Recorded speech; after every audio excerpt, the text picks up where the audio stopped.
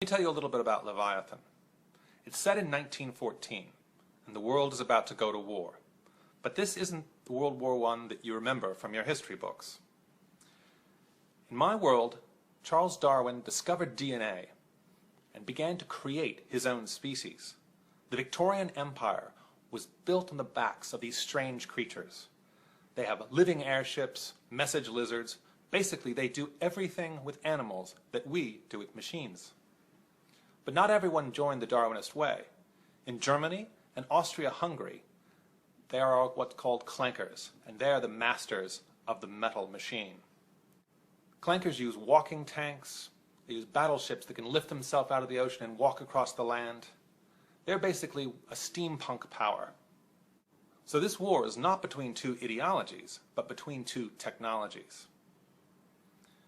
One of the protagonists of Leviathan is Prince Alec of Hohenberg, the son of the Archduke Ferdinand. He's traveling across Europe trying to end the war that his parents' assassination caused. There's also Darren Sharp. She's a Darwinist and a girl pretending to be a boy so that she can serve on the Leviathan, a living airship that is the pride of the British Air Navy. When Darren and Alec meet, at first there are a few misunderstandings, but ultimately they become unlikely allies who try to change the course of the war. Leviathan is inspired by the adventure novels of yesteryear. Back in the old days, when you were reading Jules Verne or H.G. Wells, there were always illustrations in those books.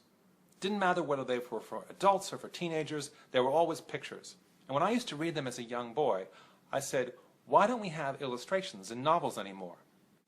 So when I started writing Leviathan, I said to myself, why don't I put those illustrations back in? So I found this wonderful Canadian artist named Keith Thompson. Using the style of that period, Keith has created this wonderful world of clanker machines and Darwinist beasties. You can see his attention to detail in everything he does. And I think that's one of my favorite parts about the book, are the 50 illustrations that appear in each of the 3 novels. So I hope you get a chance to check out Leviathan, and I hope you enjoy it. Thanks very much for listening.